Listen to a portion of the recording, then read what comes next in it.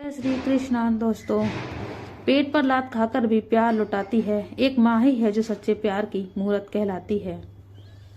तो चलिए कहानी को शुरू करते हैं। बेटा, कुछ खाने को हो तो दे दे बेटा, भगवान तेरा भला करे। गले में झोली डंडे के सहारे खड़ी वो बूढ़ी औरत हाथ फैलाते हुए बोली। वही बूढ़ी औरत को देखकर आज सुमित गुस्से में बोला, अम्मा, तुमसे कितनी बार कहा है यहाँ मत खड़ी रहा करो। जब ग्राहक हो तुमने रोज की आदत बना ली है। देखो तुम्हारे कपड़ों से कितनी बास मारती है, तो ग्राहक भी नहीं आते हैं। इतना सुनते ही वो बूढ़ी औरत नम आंखों से एक तरफ हो गई तो सुरेश जी के पिताजी ने बेटे को जोरदार फटकार लगाई और नौकर से कहा, पहले उस अम्मा को कुछ मिठाई दे दो। नौकरी ग्राहकी छोड़कर मिठाई देने लगा। लो अम्मा, खा लो। उस अम्मा ने अपने आंसू पोंछे और उस 2 मिठाई के पीस को खाकर अपनी भूख शांत की और उस दुकान वाले को ढेरों आशीर्वाद देकर वहां से चली गईं। तो सुमित बोला, पापा, आप क्यों लपका लेते हो फालतू लोगों को? वो औरत हजारों आशीर्वाद देकर चली गई। राजेंद्र जी बोले, बेटा, जरा से मैं हमारा कुछ नहीं जाता, पर वो इतना आशीर्वाद देकर जाती है, ये क्या कम है? पता नहीं किसका आशीर्वाद कब काम आ जाए। सुमित चिढ़कर बोला, ऐसे नहीं लगते आशीर्वाद, ऐसे ही देते रहो तो एक दिन दुकान जरूर बंद हो जाएगी। राजेंद्र जी बोले, ऐसा नहीं कहते बेटा, एक दिन तुम्हें समझ आएगा। राजेंद्र जी की बाजार के बीच में मिठाई की बड़ी सी दुकान थी। पहले उनके पिताजी की छोटी सी दुकान थी, फिर वो भी घर की जिम्मेदारी में दुकान में हाथ बटाने लगे। जब छोटे थे तब से अपने पिताजी को देखा करते थे। जो भी मांगने आता था पिताजी उनको जरूर कुछ ना कुछ देते थे। तब वो भी यही कहते थे तो पिताजी समझाते थे, बेटा, अच्छे कर्म का फल अच्छा ही होता है। एक दिन दुकान में अकेला था और बरसात का मौसम था, तो लगातार बारिश के कारण हमारी दुकान भर भरा कर गिर गई। सबने जल्दी जल्दी पत्थर हटाए। जो मांगने आते थे उन्होंने भी मदद करी। घर पर खबर पहुंची। सब अनहोनी की सोचकर डर गए थे। भागे भागे दुकान आए। तभी एक वृद्ध आदमी जिसको वो रोज नाश्ता कराते थे, वो बोला, कुछ नहीं होगा तुम्हारे बेटे को, उसकी बला मुझे लग जाए। और ईश्वर से दुआ करने लगे। सबके आशीर्वाद से मैं सही सलामत बच गया था। तब से उसको भी विश्वास हो गया कि सबका आशीर्वाद लेते रहना चाहिए, किसी का दिल नहीं दुखाना चाहिए। अपने पिताजी से उन्होंने यही सीखा था। पर अब उनके बेटे सुमित को पसंद नहीं था। उसका कहना भी सही था कि इन लोगों को बढ़ावा नहीं देना चाहिए। राजेंद्र जी भी कुछ नहीं कहते थे, पर वो माता जी को जाने क्यों मना नहीं कर पाते थे। वो रोज मांगने आती तो उस अम्मा को खाली हाथ नहीं जाने देते थे, कुछ न कुछ उसे जरूर देते थे। इसी बात पर दोनों की अनबन होती रहती। दिन गुजरे। सुमित का बेटा यानी राजेंद्र जी का पोता 3 साल का हो गया था और वो कभी कभार सुमित के साथ दुकान पर आ जाता था। पर खेल खेल में वो बच्चा दुकान से चुपचाप निकल गया। तभी सामने से आवाज आई, अरे कौन टकरा गया गाड़ी से? देखो तो वही औरत घायल पड़ी थी। सामने सुमित का बेटा गिरा हुआ था। घबरा कर सब वहां पहुंचे। सुमित की जान तो हलक में आ गई कि बेटा यहाँ कैसे आ गया। फिर पता चला गाड़ी से टकराने वाला था। वही औरत ने उसे देखकर बचाने के चक्कर में खुद टकरा गई। सुमित ने जल्दी से उन्हें अस्पताल पहुंचाया और अम्मा का इलाज करवाया और पिताजी से माफी मांगी।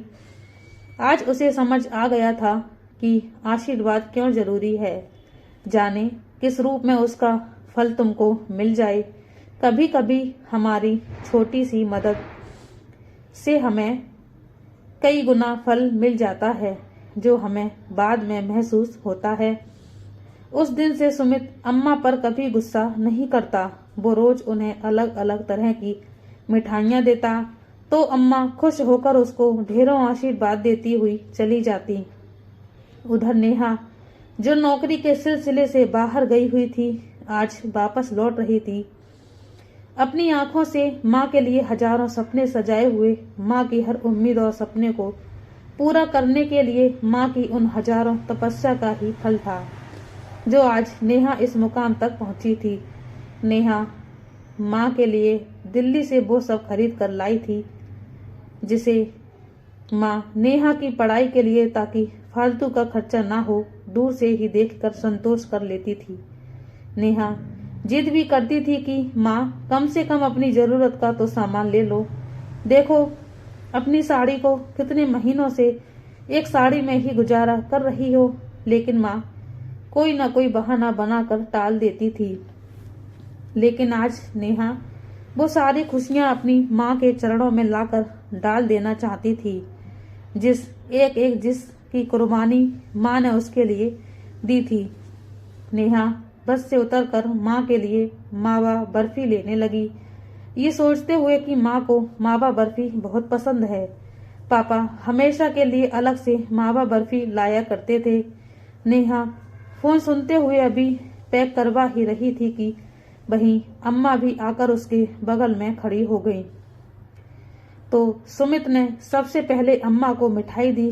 मिठाई लेकर अम्मा उसको ढेरों आशीर्वाद देने लगी। नेहा ने जैसी ही वो आवाज सुनी तो अचंभित रह गई। उसने पलट कर देखा तो वो बूढ़ी अम्मा वहां से निकल चुकी थी। उसने दुकानदार से पूछा तो सुमित ने बताया, ये अम्मा पिछले कई महीने से यहाँ आती हैं और 2-4 दुकानों से भीख मांग मांग कर अपना पेट भरती हैं बेचारे, और सामने एक सड़क के किनारे तब्बू में सो जाती हैं। किसी की दुकान पर झाड़ू लगा देती हैं तो किसी की दुकान के सामने से कचरा कूड़ा उठाकर फेंक दिया करती हैं। पूछते तो कुछ नहीं बताती ही वृद्ध आश्रम जाती हैं, कहती हैं कि उसकी बेटी का इंतजार कर रही हैं, मेरी बेटी आ जाएगी तो सब ठीक हो जाएगा, और बस अपनी बेटी को याद करके रोती रहती हैं। ये सब सुनकर नेहा के पैरों तले जमीन सरक गई। वो मिठाई वहीं छोड़कर उसी सड़क किनारे तब्बू के पास पहुंची तो वो बूढ़ी सड़क की ओर उम्मीद भरी नजरों से देखे जा रही थी, जैसे किसी का इंतजार कर रही हो। नेहा बिना देखे ही पीछे से बोली, अम्मा। उस आवाज को सुनते ही वो बूढ़ी औरत ने झट से पलट कर देखा तो नेहा को देखकर फूट फूट कर रोने लगी। नेहा का सही निकला। वो बूढ़ी औरत कोई और नहीं बल्कि उसकी माँ नंदिनी जी थी। माँ को देखकर नेहा ने गले से लगा लिया। जब नेहा ने माँ से आप बीती सुनी तो उसका खून खौल उठा।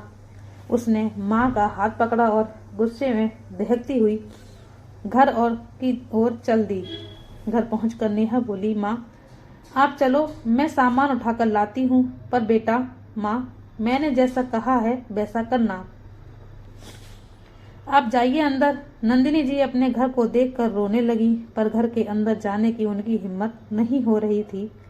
उसको दरवाजे पर देखते ही अमिता दूर से ही चिल्लाते हुए बोली, तेरी हिम्मत कैसे हुई भिखारिन मेरे घर में कदम रखने की?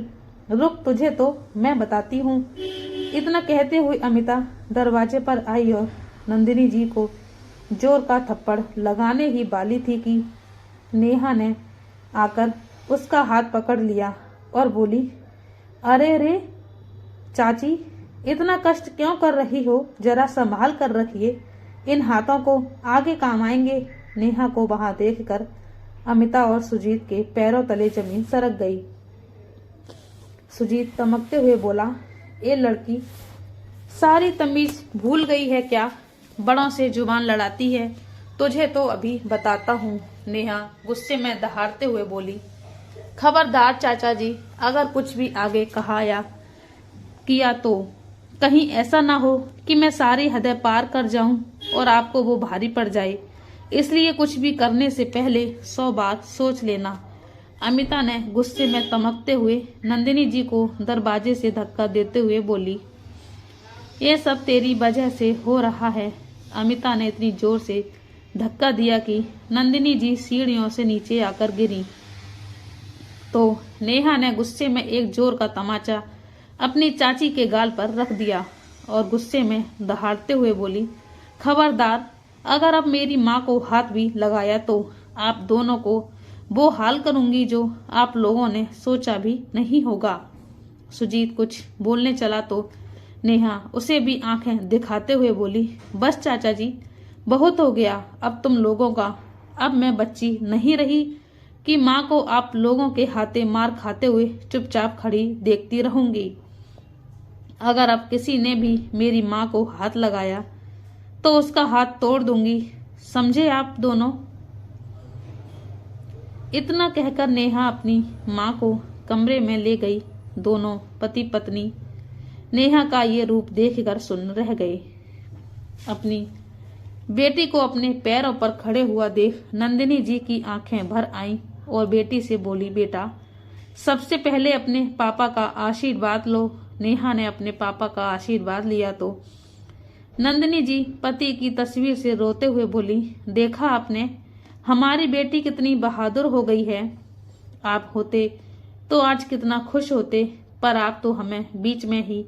रोते रोते नंदिनी जी उन दिनों में चली गईं जब राघव जी अपनी माँ को बहुत दिनों से नंदिनी से शादी करवाने को मना कर रहे थे, किंतु वो तैयार नहीं थी। वजह केवल इतनी थी कि नंदिनी जी एक अनाथ लड़की थी। जब माँ नहीं मानी तो मजबूरी में राघव जी ने मंदिर में जाकर शादी कर ली थी। राघव ने, अनाथ तुम्हारी पत्नी भले हो सकती है पर मेरी बहू नहीं। राघव जी ने नंदिनी जी के साथ शादी के बाद जब घर आए तब उनकी माँ सुलोचना जी बोली थी और अपने कमरे में चली गई। माँ जी, चाय। अगली सुबह नंदिनी जी सास को चाय देते हुए बोली, मैं तुझ जैसी अनाथ की माँ नहीं, समझी। मेरे बेटे को तूने अपनी बातों में फंसा लिया पर मुझे नहीं फंसा पाएगी। सुलोचना जी उसे कैसे ताना देते हुए बोली थी। नंदिनी जी का कलेजा छलनी हो गया था ये सुनकर, पर प्रत्यक्ष में वो मुस्कुराकर बोली, अपने पति की माँ को और क्या कहते हैं माँ जी? मुझे नहीं पता, आप ही बता दीजिए। सुलोचना जी उसकी मासूम हंसी देख कुछ न बोली।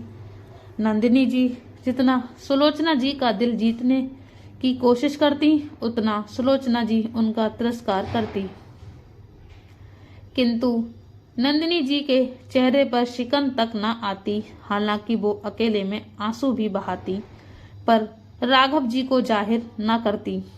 क्यों सह रही हो इतना सब?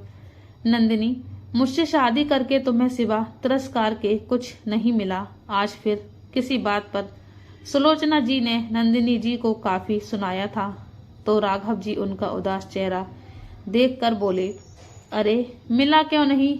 बचपन से माँ के लिए तरसी। हंस, तुमने मुझे माँ दी है ना।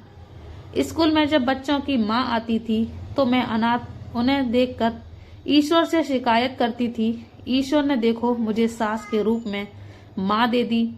नंदिनी मुस्कुराकर बोली, किसे बहला रही हो नंदिनी? तुम भी जानती हो माँ तुम्हें बहू तो क्या इंसान तक नहीं समझती। हमेशा तो अपने तानों से तुम्हारा कलेजा छलनी करती रहती है। तुम्हें क्या लगता है तुम मुझे नहीं बताती हो तो मुझे पता नहीं है? राघव जी गुस्से में बोले, राघव जी, मुझे माँ की बहू नहीं बेटी बनना है, इसलिए वो मुझे कितना सुनाए कितना मेरा कलेजा छलनी करे मैं उफ नहीं करूंगी, क्योंकि इस अनाथ को माँ चाहिए और तुम हम माँ बेटी के बीच में मत आया करो जी। मेरी माँ बहुत अच्छी है, बस थोड़ा नाराज है जो कि लाजमी भी है। उनके कितने ख्वाब होंगे तुम्हारी शादी को लेकर जो मुझ अनाथ की वजह से टूट गए। नंदिनी जी उदास होकर बोली। सुलोचना जी बाहर से सब सुन रही थी। उन्हें खुद की सोच पर बहुत शर्मिंदगी हुई। ये बेचारी मुझसे माँ का प्यार पाने को इतना सब सह रही है और मैं सिर्फ इसका तिरस्कार कर रही हूँ, जबकि अकेले इसकी तो गलती नहीं, शादी तो मेरे बेटे ने की है इससे। उन्होंने सोचा। उनकी आंख में इस वक्त आंसू थे। ना बेटा, तू अनाथ नहीं है, मैं हूं ना तेरी माँ। अचानक सुलोचना जी अंदर आई और भरे गले से बोली तो उसे यकीन नहीं हो रहा था कि उसकी सास ने उसे स्वीकार कर लिया है। हाँ बेटा, इतनी अच्छी बहू तो मैं भी ना खोज पाती जो मेरे बेटे ने खोजी है। और मैं मूड मगज सिर्फ इस बात से उसका तिरस्कार कर रही थी कि तुम अनाथ हो, जबकि मुझे तो माँ बन तुम्हारे जीवन की ये कमी भरनी चाहिए थी। सुलोचना जी बोली और उन्होंने अपनी बहू को गले से लगा लिया। नंदिनी जी भी सास के गले लग फूट पड़ी, क्योंकि आज उन्होंने माँ को जो पाया था सब अच्छा चल रहा था। लेकिन देवर की शादी जब से हुई थी तो देवरानी अमिता उन्हें कुछ नहीं समझती थी, पैसों वाले घर से जो थी। नंदिनी अब तक एक बेटी की माँ बन चुकी थी। वक्त के साथ सासू माँ का भी साथ छूट गया। उस दिन नंदिनी जी सास से लिपट कर बहुत रोई थी। सास के रूप में एक माँ मिली थी, वो भी भगवान ने छीन ली। सास क्या, घर भी सूना हो गया था। अभी एक दुख से उभरी भी नहीं थी कि वक्त ने दूसरा जख्म भी दे दिया था। सास के मरने के 1 साल बाद ही खबर आई कि राघव जी का एक एक्सीडेंट में मौत हो गई। देखते ही देखते नंदिनी जी की खुशियों से हरी भरी दुनिया उजड़कर बंजर हो गई थी। अब तो अमिता ने उन पर सास बनकर अत्याचार करने शुरू कर दिए थे। वक्त जैसे तैसे बीता और नंदिनी जी की बेटी नेहा अब जवान हो चली थी और घर के कामों में माँ का हाथ बटाने लगी थी, क्योंकि वक्त की मार ने समय से पहले ही उनको बूढ़ा कर दिया था। एक दिन नंदिनी जी काम कर रही थी तो अमिता उन पर चिल्लाते हुए बोली, अरे भाभी, थोड़ा जल्दी जल्दी हाथ चलाया करो। आप तो ऐसे काम कर रही हैं जैसे आपके शरीर में जान ही नहीं है। दोहड्डा शरीर है आपका और हाथ पैर आपके चलते नहीं हैं। और कहाँ गई आपकी महारानी बेटी? जरूर चद्दर तान के सो रही होगी। एक बात बताओ, 4 महीने पहले आप अपने घर का काम कैसे करती थी? क्या घर का काम जेठ जी से करवाती थी? जल्दी जल्दी हाथ चलाइए और बबलू पिंकी का टिफिन पैक करके मुझे दीजिए। आपको तो पूरे दिन घर में आराम करना है, पर मुझे दोनों को स्कूल भी छोड़ने जाना है। मैं और आपके देवर कितना करते हैं आप दोनों माँ बेटी के लिए, पर आप लोगों के आंखों में जरा से अभी पानी नहीं है। चलो तो मैं स्कूल छोड़कर आती हूँ। तुम्हारी ताई जी को तो रसोई का काम निपटाना में 10 बज जाएगा। अमित अपनी जेठानी नंदिनी जी से कहती है। नंदिनी जी बोली, अमिता, नेहा बेटी रात का सारा काम खत्म करके सोती है तो उसकी नींद सुबह कैसे खुलेगी? फिर उसे आज कॉलेज भी जाना है। जैसे तुम्हारे बच्चे हैं, वह भी तो बच्ची ही है। जानती हूँ तुम और देवर जी हमारे लिए बहुत करते हो, पर ये भी तो देखो, हम माँ बेटी भी तो घर का सारा काम करके तुम्हारा बोझ हल्का कर देते हैं। फिर तुम ऐसी कड़वी बातें हमसे क्यों करती हो? अमिता बोली, भाभी, आप इतनी भी सीधी नहीं हैं जितना बनती हैं। सुबह सुबह मेरा कितने दिन से आपके देवर आपको कह रहे हैं कि फिक्स वाले कागजों पर अपने दस्तखत कर दीजिए, पर आप मजाल हैं कि टच से मच हो जाए। मैं सब समझता हूँ, ये आप और आपकी पढ़ी लिखी बेटी की कार्यस्थानी है। अब जल्दी से रसोई का काम निपटाइए, जब तक मैं आऊं सारा काम हो जाना चाहिए। गुस्से में बड़बड़ाती अमिता बच्चों को लेकर चली गई। कुछ ही देर में नेहा रसोई में आई और बोली, माँ, मैं आपसे कहा था आप बस बबलू पिंकी का नाश्ता बना देना, बाकी का काम मैं कर लूंगी। आप मेरी बात सुनती क्यों नहीं है? फिर आपके घुटनों में दर्द होना शुरू हो जाएगा और आप तो जानती ही हैं, दर्द ज्यादा बढ़ गया तो आपकी दवाई लाने वाला भी कोई नहीं है। इतना कहते कहते नेहा की आंखें भर आईं। नंदिनी जी बोली, बेटा, तुम मेरे लिए परेशान मत हो, बस तुम अपने लक्ष्य पर ध्यान दो।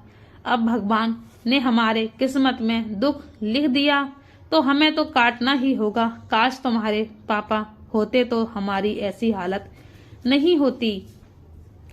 नेहा बोली, माँ क्या हम दोनों एक दूसरे के लिए काफी नहीं थे? फिर अपने चाचा चाची के साथ रहने का फैसला क्यों किया? नंदिनी जी बोली, क्या करूं बेटा, अकेली औरत जो एक बेटी की मन हो उसे पर समाज और रिश्तेदारों का बहुत दबाव होता है।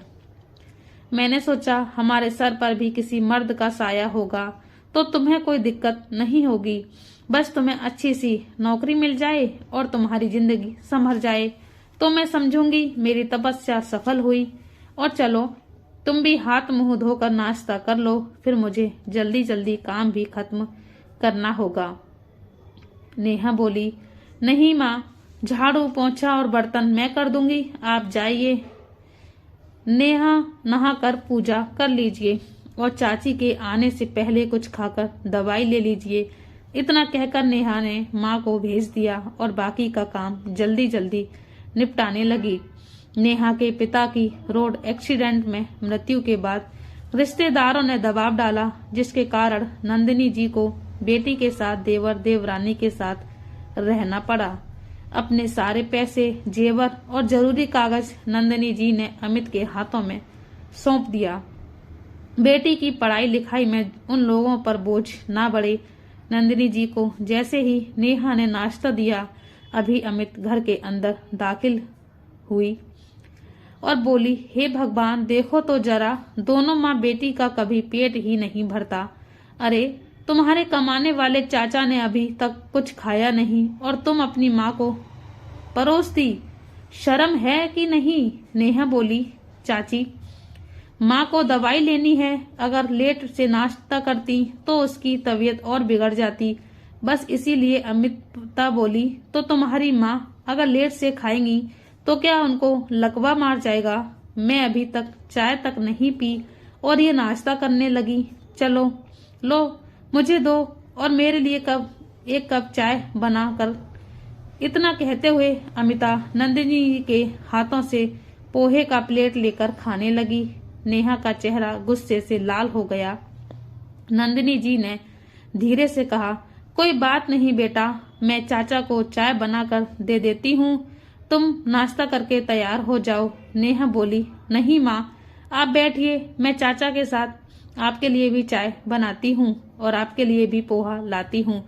क्या बोली? खबरदार, जो मेरी चाय के साथ उनके लिए भी चाय बनाई। पहले दूध में मेरे लिए अच्छी सी चाय बनाओ और अपनी माँ को काली चाय दो। दूध की चाय इस उम्र में इन्हें हजम नहीं होगी। और अपने चाचा जी के लिए भी नाश्ता पहले निकाल दो, उसके बाद जो बचे उसमें दोनों माँ बेटी खा लेना। नेहा अंदर ही अंदर जल रही थी और सोच रही थी, एक औरत दूसरी औरत के साथ ऐसा व्यवहार कैसे कर सकती है, वह भी तब जब उसकी माँ और वह दिन रात घर का एक एक काम करती हैं। वक्त बीतने लगा। सही पोर्शन और दवाई न मिलने के कारण नंदिनी जी के घुटने और कमर का दर्द बढ़ने लगा और नेहा पर पूरे घर की जिम्मेदारी आने लगी। इधर नेहा की पढ़ाई खत्म हुई, उसने एजुकेशन लोन लिया, फिर उसी शहर से MBA किया और नौकरी की तलाश करने लगी। कुछ महीने बाद सुबह के 8 बज रहे थे। अरे ओ महारानी, क्या खुद को शीशे में निहार रही है और पिछले आधे घंटे से ब्रश किए जा रही है? घर का काम क्या तेरा भूत करेगा या फिर बुलाऊं तेरी माँ को? हद होती है, हम इतना करते हैं पर ये नमक हराम एक घर का काम सही तरीके से नहीं करती, बस अपनी किताबों में ही लगी रहती है। अब तो पढ़ाई भी खत्म हो गई, फिर क्यों बाहर के खाक छानती फिरती है? नेहा जल्दी जल्दी हाथ मुंह धोकर बोली, चाची, कम से कम ब्रश तो शांति से करने दो, वैसे भी रात को रसोई साफ करके मुझे सोते सोते 11:30 बज जाते हैं। यहाँ तक कि माँ के पैर भी नहीं दबा पाती। दिन भर जब मैं नहीं रहती तो माँ कितना काम करती होंगी। काश कि पापा जिंदा होते तो माँ की ये हालत नहीं होती। कहते कहते उसकी आंखें भर आईं। अमिता उसके कान पकड़ते हुए बोली, देखो तो अपनी माँ के लिए कितना प्यार जाग रहा है। ज्यादा चू चप्पड़ की तो दोनों माँ बेटी को बाहर का रास्ता दिखा दूंगी। सोच, तेरी बूढ़ी माँ को तो कोई कुछ नहीं करेगा, पर तुम्हें तो गिद्ध की तरह नोच खाएंगे। शुक्र मनाओ कि तुम्हारे सर पर छत है। अब जाओ, जाकर मेरे लिए चाय बनाओ और फिर नाश्ते की तैयारी करो। नेहा बोली, चाची, ये सब सुनते सुनते कितने साल बीत गए।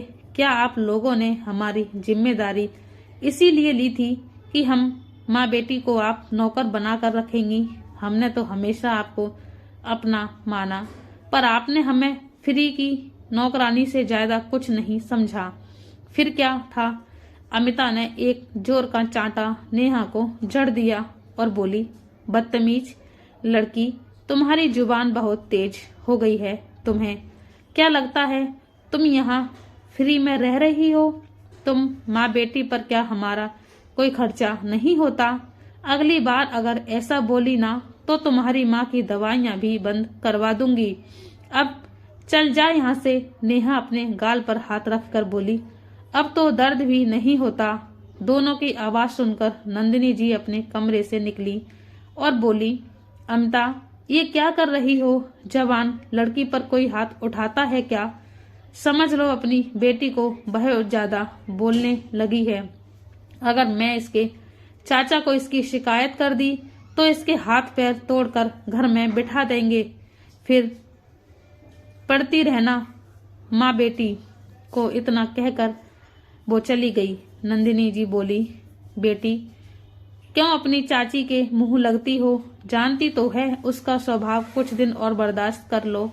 बस तुम पढ़ लिख लो, फिर अपने दिल की आवाज को कभी भी मत दबाना। तुम्हारे पिता की इच्छा थी कि तुम्हें पढ़ाकर एक अच्छा इंसान बनाए। मैं जानती हूँ स्थिति हमारे अनुकूल नहीं है, पर तुम हार मत मानना। माँ की यही बातें नेहा को साहस देती थी। समय बिता। एक रोज नेहा भागती हुई घर में प्रवेश की। माँ, ओ माँ, कहाँ हो? मुझे आपको एक खुशखबरी देनी है। नंदिनी जी बोली, क्या बात है बेटा? मैं यहाँ रसोई में हूँ। देख जरा ध्यान से, बरसात का मौसम है, आंगन में बहुत पानी है, कहीं फिसल कर गिर मत जाना। मेरी बच्ची। नेहा माँ को गले लगा कर बोली, मुझे नौकरी मिल गई। दिल्ली के एक अच्छी कंपनी से मेरे लिए अपॉइंटमेंट लेटर आया है। अब मैं आपको इतनी खुशियां दूंगी कि आप पिछले सारे गम भूल जाएंगी। मैं पापा के सपने को पूरा करूंगी। नेहा की खुशी उसके चहकते हुए चेहरे पर साफ साफ दिख रही थी। नंदिनी जी ने उसका माथा चूमा और बोली, खुश रहो मेरी लाड़ो, बधाई हो। कब जाना है? तुम्हें जाने की तैयारी शुरू करनी होगी। तभी कमरे से अमिता की आवाज आई, अरे ओ नेहा, क्या बात है जो इतनी जोर जोर से चिल्ला रही हो? जरूर हमारे खिलाफ तुम दोनों मिलकर कुछ साजिश कर रही हो, वरना तुम्हारे चेहरे पर इतनी खुशी क्यों होती? और ये तुम्हारे हाथ में कैसे कागज हैं? लाओ दिखाओ। मुझे इतना कहते हुए अपने अपॉइंटमेंट लेटर उसके हाथों से खींच लिया और पढ़ने लगी। हे भगवान, मैं क्या पढ़ रही हूँ? तुम नौकरी करने दिल्ली जाओगी? और आप जेठानी जी, आपका क्या दिमाग घास चलने गया है जो अकेली लड़की को दिल्ली भेजोगी, वो भी नौकरी करने के लिए? अजी सुनते हो बबलू के पापा, देख लो आपके रहते हुए ये दोनों अब अहम फैसले खुद लेने लगी। आपसे पूछने की जरूरत तक नहीं समझी। नेहा बोली, चाची आप इतना शोर क्यों मचा रही हैं? आपको तो खुश होना चाहिए। कागज कोई अरेस्ट वारंट नहीं है जो आप इतना हल्ला मचा रही हैं। पहले एक नजर देख तो लीजिए। ये अपॉइंटमेंट लेटर आया है मुझे। दिल्ली की एक अच्छी कंपनी में बहुत अच्छी नौकरी मिल गई है। सुजीत चाचा बोले, क्या हुआ? क्यों शोर मचा कर रखा है? और क्या कहा तुमने नेहा? Appointment letter? तुम दोनों माँ बेटी ने जिद की पढ़ने की तो हमने पढ़ने दिया, क्योंकि कॉलेज अपने शहर में ही था। अब पढ़ाई पूरी हो गई है, अब इसकी शादी की सोचो। भाभी, क्यों फालतू के सपने खुद भी देखती हो और इसे भी दिखाती हो? लड़की को ज्यादा पंख मत दो। पता चला नए नए गुल खिलाएगी। शादी के बाद ससुराल वालों का मन होगा तो नौकरी कर लेगी, पर ये सब अभी नहीं। इतना परेशान होकर बोली, लेकिन चाचा जी, दिल्ली की नौकरी बहुत अच्छी है और मैं वहां जाना चाहती हूँ। इस कंपनी में नौकरी के लिए कितने ही लोगों ने अप्लाई किया था, पर मेरा सिलेक्शन हुआ है। इसका मतलब मैं इसके लिए काबिल हूँ। फिर आप मना क्यों कर रहे हैं? सुजीत बोला, सिर्फ तुम्हारे चाहने से नहीं होगा, हमें भी तो सोचना है। कुछ हुआ तो बदनामी तो मेरी होगी ना। और भाई साहब ने तुम दोनों को सर पर ज्यादा ही चढ़ाकर रखा था, पर मेरे रहते ये सब नहीं चलेगा। अमिता नंदिनी जी से बोली, जी मेरा एक चचेरा भाई है, उसका एक बेटा है। मैं उससे नेहा की बात चलाई है। कल या परसों से परिवार के साथ बुला लेती हूँ और इन दोनों की शादी तय कर देंगे। वो लोग दान दहेज भी नहीं लेंगे तो ये परेशानी भी मिट जाएगी। देख लीजिए हम लोग कितना सोच रहे हैं और आप हैं कि इसे दिल्ली भेजने की तैयारी कर रही हैं। लोग सुनेंगे तो क्या कहेंगे? सुजीत आगे बढ़कर बोला, हाँ हमारे साथ हो तो हमारी बात तो माननी ही पड़ेगी। हमें भी अपने दोनों बच्चों के बारे में सोचना है। अभी वे छोटे हैं, आगे उन्हें भी पढ़ना है। तुम्हारे खर्चों में ही उलझे रहेंगे तो हमारा जीवन तो बर्बाद हो जाएगा। नंदिनी जी ने बहुत हिम्मत की और बोली, अमिता तुम किसकी बात कर रही हो? वही लड़का ना जिसने मुश्किल से ग्रेजुएशन किया है और अभी तक बेरोजगार है। मेरी बेटी इतनी पढ़ी लिखी और वो लड़का कुछ नहीं करता। यहाँ तक की पढ़ाई भी खींच तान कर की है। तुम उससे मेरी बेटी की बराबरी कर रही हो। अमिता बोली, अरे तो कौन सा पहाड़ टूट पड़ा या उसकी उम्र निकल गई? मर्दों की डिग्री नहीं पैसा देखते हैं। और फिर लड़का हट्टा कट्टा है। नौकरी आज नहीं तो कल मिल ही जाएगी। शादी के बाद दोनों चले जाएंगे दिल्ली। नहीं वहीं रहकर वो भी कोई न कोई नौकरी कर ही लेगा। क्यों जी? सुजीत बोला, हाँ और नहीं तो क्या। और दिल्ली जब दोनों जाएंगे तो इन दोनों का खर्चा उसके माँ बाप उठाएंगे। कम से कम हमारे सर पर तो ये बोझ नहीं रहेगा। नंदिनी जी बोली, पर देवर जी मेरी बात तो सुनिए। संजीव ने उनकी बात अनसुनी कर दी। इस बात से नंदिनी जी के चेहरे पर परेशानी और आंखों में आंसू देखकर नेहा का मन खट्टा हो गया और वो बोलने पर मजबूर हो गई। चाचा जी पापा नहीं है तो क्या मैं सपने देखना बंद कर दूं? आपको हमने अपना माना। माँ और मैं नौकरों की तरह इतने दिन तक घर का सारा काम करते रहे। अपने सारे पैसे और जेवर माँ ने आप लोगों के हाथों में सौंप दिए, इसलिए ना कि मेरे पालन पोषण और पढ़ाई के लिए आपको कभी खर्च ना करना पड़े। फिर भी आप या चाची ने कभी माँ को सम्मान के दो शब्द नहीं कहे, बल्कि ये तो आते जाते दुत्कारती रहती थी। हमने आप लोगों को अपना समझा और सम्मान दिया, कभी आपके बारे में गलत नहीं सोचा। और आप लोगों के मन में हमारे प्रति ऐसे विचार हैं। छी छी, आपके इस दोहरे चेहरे से तो रिश्तेदार भी अनजान हैं। सुजीत बोला, लड़की हो इसलिए चुप हूँ, वरना हाथ पैर तोड़कर बैठा देता। खबरदार जो एक शब्द और कहा। बहुत हिम्मत करके नेहा ने कहा, बहुत दिन हम चुप रहे, पर अब मैं अपनी माँ की आंखों में आंसू नहीं देख सकती। मैं नौकरी करने जाऊंगी, समझे आप? नेहा माँ से वादा करके कि वो बहुत जल्द वापस आएगी और आपको भी अपने साथ लेकर जाएगी कहकर नौकरी पर चली गई थी।